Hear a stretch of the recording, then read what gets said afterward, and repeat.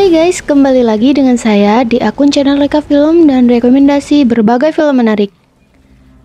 Oke, di video kali ini saya akan membahas sebuah film yang mana film ini termasuk salah satu film survival terbaik loh guys. Dan judulnya adalah Against the Sun. Against the Sun ini adalah sebuah film yang diangkat dari kisah nyata loh guys. Kisah nyata dari perjuangan hidup 3 tentara Angkatan Udara Amerika Serikat yang mengalami kecelakaan.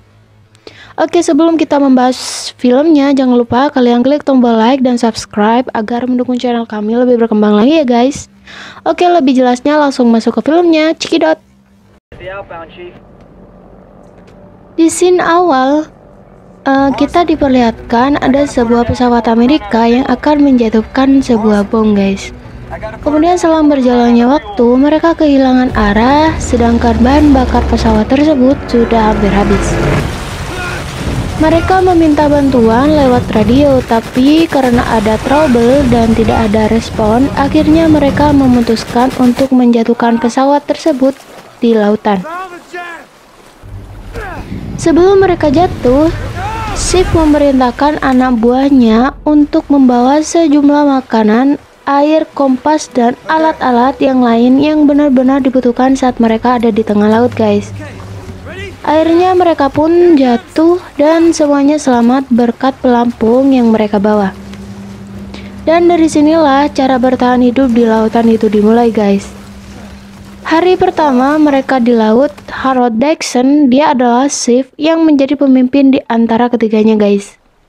Kemudian ada Jane Aldrich dan yang terakhir ada Tony Pastula. Pagi hari menjelang, Dixon kemudian membangunkan mereka. Tony dan Jane mereka bangun dan melakukan kebiasaan mereka. Ya, saya anggap kebiasaan yang mereka lakukan biar mental mereka nggak down gitu guys. Selanjutnya, Dixon memerintahkan kepada mereka untuk membentuk sepertiga agar 360 derajat pandangan mereka bisa melihat ke semua sudut. Kemudian salah satu dari mereka, yaitu Jane, melihat sebuah pesawat. Dixon memerintahkan mereka untuk menggunakan parasut dan flare. Tapi Tony menjawab bahwa semuanya hilang ketika mereka terjatuh. Menurut saya sih wajar ya guys kalau mereka menyelamatkan diri sendiri, karena itu adalah sebuah insting manusiawi. Contohnya ketika kita misal mau jatuh, kan nggak mungkin gitu guys nyelamatin barang-barang kita. Dan nah, setelah semuanya hilang, mereka cuma bisa berteriak sambil membuka baju dan melambaikan agar si pesawat dapat melihat mereka guys. Tapi semuanya nihil, pesawat itu kembali ke jalur dan meninggalkannya. Seusai pesawat pergi, harapan mereka pudar. Namun, Dixon sebagai kapten memerintahkan mereka untuk mengeluarkan barang apapun yang masih ada. Karena kecil apapun benda itu, dalam keadaan seperti itu sangatlah penting ya guys. Dan dari sinilah mereka cukup berpikir keras. Bagaimana mereka bertahan hidup di tengah lautan. Kemudian malam pun tiba, mereka seperti biasa mengobrol agar keadaan selalu cair, gak tegang gitu guys. Kemudian Dixon sang kapten memberikan tugas agar ada salah satu dari mereka ada yang berjaga. Intinya mereka shift-shiftan gitu guys. Kemudian pagi menjelang seperti biasa, hanya obrolan dan pandangan laut saja di film ini. Mungkin sebagian dari kalian akan boring gitu ya guys, karena hanya itu-itu aja filmnya. Tapi di balik itu semua, kita bisa mengambil banyak pelajaran di film ini loh guys. Logikanya, mereka saja yang terdampar di tengah laut, tanpa air, makanan, bisa bertahan hidup dan memanfaatkan barang-barang kecil yang mungkin tidak ternilai di mata kita dalam kehidupan sehari-hari. Sebaliknya, masa kita yang setiap harinya berkecukupan pun selalu mengeluh-ngeluh dan apa yang kita capai selalu kurang di mata manusia. Intinya kunci dari semua itu adalah ikhlas dan bersyukur ya guys. Apapun yang ia dapat, kecil atau besar, intinya bersyukur. Jadi jangan lupa bersyukur. Nikmat banget guys, sumpah kalau setiap keadaan kita bersyukur. Oke, kita lanjut ke filmnya. Kemudian hari selanjutnya mereka merasa kelaparan. Ya, karena sudah berhari-hari nggak makan gitu ya guys. Seketika Dixon ingat bahwa mereka masih mempunyai benang. Di sini benar-benar mengesankan nih guys. Dari spear pistol yang dijadikan kail pancing dan umpannya dari kain Slayer Tony.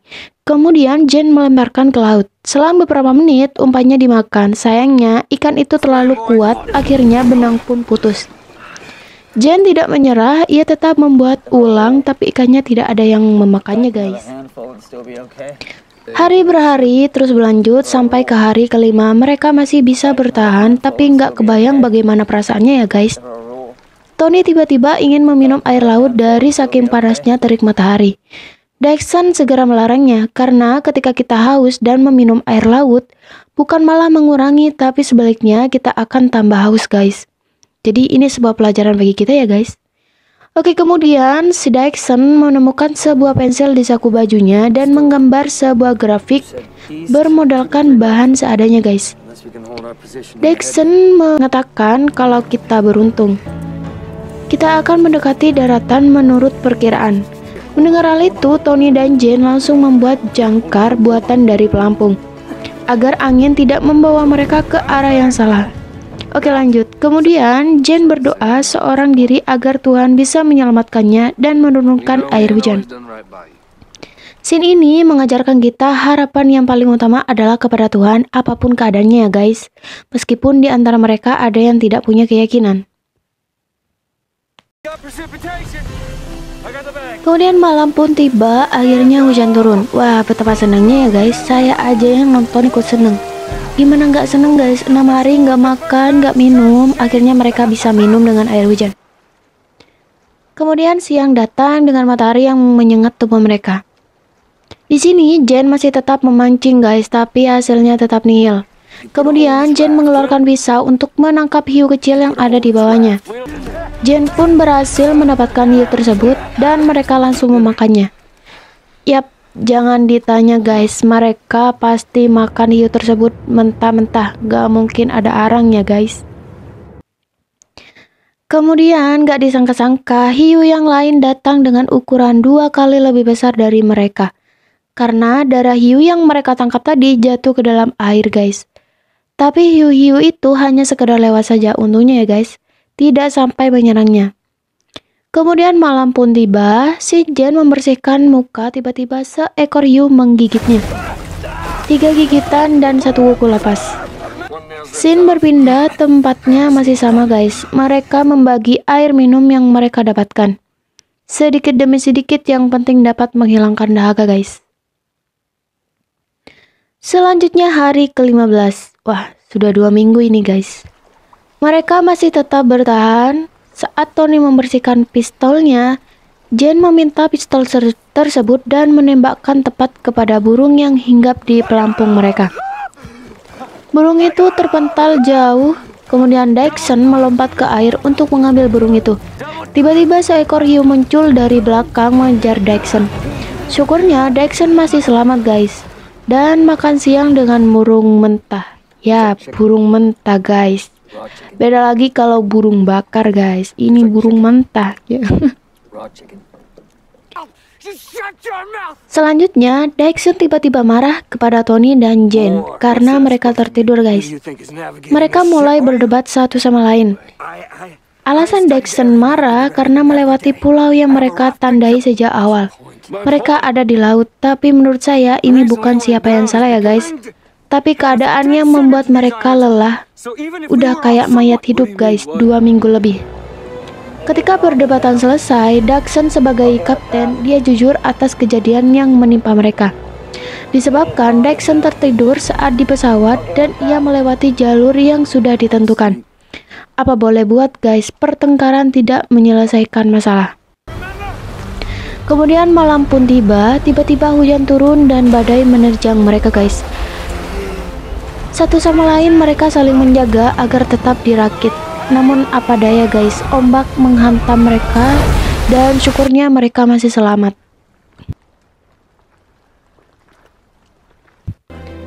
Tiga 30 hari, akhirnya mereka melihat pulau dengan sekuat tenaga. Mereka mendayung bersamaan, guys. Sesampainya di pulau, mereka selamat dan film pun berakhir. Mereka, Harold Dixon, Tony Pastula, dan Jen Aldrich mendarat di Kepulauan Puka-Puka. pada Februari tahun 1942. 34 hari di Laut Samudra Pasifik, guys. Mereka berlayar dengan rakit kurang lebih 1000 mil. Di tahun 1946, Jane menikahi adiknya Tony yaitu Francis. Itulah sinopsis dari film Against the Sun. Semoga memberikan manfaat and see you until next video, guys. Itulah sinopsis dari film Against the Sun. Semoga film ini memberikan manfaat kepada kalian ketika kalian terjebak di tengah laut atau terdampar di tengah laut, guys. Dan semoga aja kejadian ini tidak menimpa kita ya, guys. Oke, terima kasih sudah menonton and see you until the next video.